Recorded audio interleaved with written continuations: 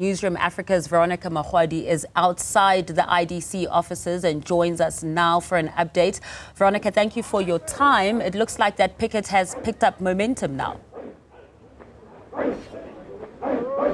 Absolutely, Masa. In fact, as you can just hear from the chants behind me, many of the workers affiliated to NUMSA have now braved the cold here and continue to chant songs and, of course, continue with their mission demanding that SA Steel Mills reinstate 165 workers that were dismissed for participating in a strike in April.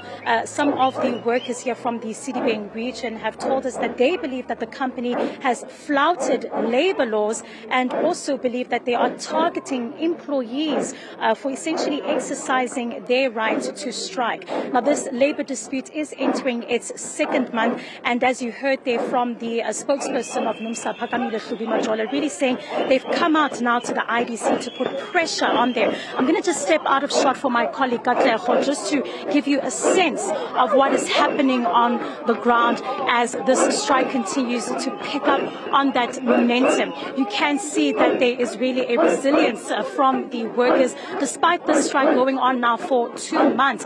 Any moment now, we are expecting, of course, NUMSA as well to hand over a memorandum of demands to the IDC. We will be speaking very shortly as well to the secretary of the Sedibeng region to get a sense of what essentially that memorandum entails. And I'm actually joined by him now. Ntate Kabelo, thank you so much for your time. Just a quick glimpse in regards to that piece of paper that you are holding now in your hands to be delivered to the IDC. What are we expecting to hear from your union members?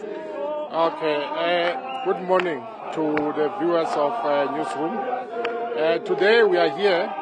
We are coming from Sedibeng in the Val area, from the company called SA Steel Mill.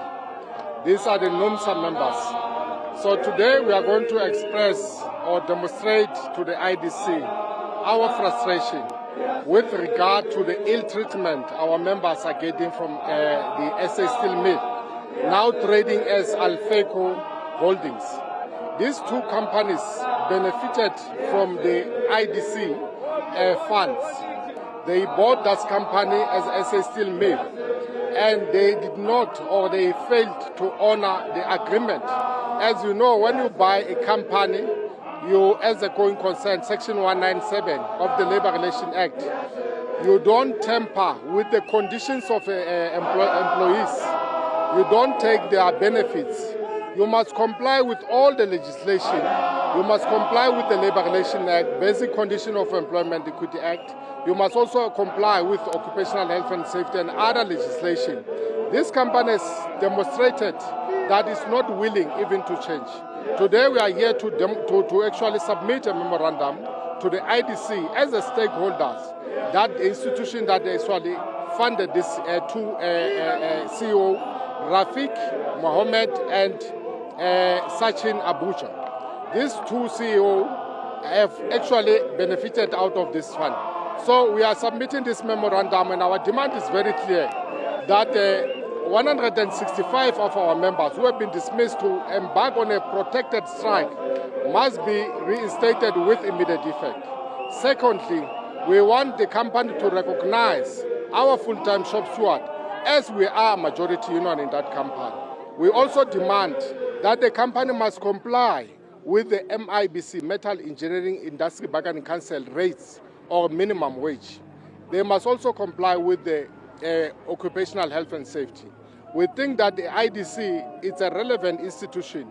They are relevant because they are actually the shareholder of that company. So they must compel that company to do the right thing. So that's basically what we are here for. So if the IDC, or we don't get a positive response from IDC, we have declared in the last March, on the 28th of March, 28th of May, just on the eve of the election, that if this strike or the employer does not respond positive, we are going to issue a new notice of secondary strike, where we will be inviting everyone. As we speak now, tomorrow we are going to have a meeting with the civil society formations. We are going to have a meeting with the taxi association, that we are going to seek for support for them, to support these workers. As we speak, Alfeco want to take the workers from Vier Steel, that is the company that they are owning, so that they can continue with their production. We will not allow that. This company must comply with the minimum wage. They must comply with the occupational health and safety. They must reinstate those employees. That's basically what we are here for. And can I ask, just as this, dispute has now been going on for 2 months, just how much of SA Steel Mills' production is, affected by this, and just how much of the percentage, if you said that your workers are the majority there, how many of them have essentially down tools? I cannot speak on behalf of SA Steel Mill in terms of how much production they've lost since the initial of the strike. The strike started on the 19th of April until today. It's still continuing. As I speak now, or as we talk, this is the total workforce of SA Steel Mill. We couldn't accommodate all of them. As we speak, since from the 22nd of May, after the court declared the strike protected, we resumed the strike, and all workers are actually embarking on the industrial action. It is not only NUMSA members, non-union members, and the so-called members of FOSAU, the union that have signed an agreement that is actually less favorable, the conditions and the benefits and the minimum wage regulated by the MIBC. So this sellout union has actually contracted outside the collective agreement, the main collective agreement. So that's basically that. So these workers, some of them have resigned from FOSAU, some have joined, those non-union members have joined. But the only other thing that we have noticed, the employer is refusing to deduct their subscription. But we're saying when this strike resumes, or in fact, if we can, the workers go back to work, we want the employer to effect those stop orders.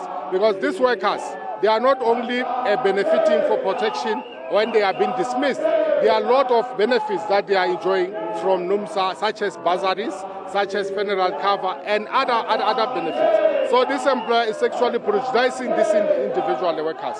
So basically that's that. And if we don't get a positive response, we are going to intensify the strike. Thank you very much. Thank you very much for your time. Thank you so much.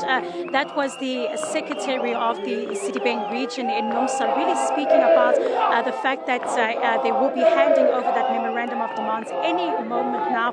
And after that, if members are still not willing to come back to the table to reinstate those 165 workers, as well as those other demands that he made regarding wages as well as working conditions, they are willing to mobilize other union members, as well as you've heard, intensify that strike. But we will, of course, keep monitoring the situation here. But for now, it's back to you in studio. Thank you so much for that update. That's our reporter out in Sandton, Veronica Makhoali, tracking that strike going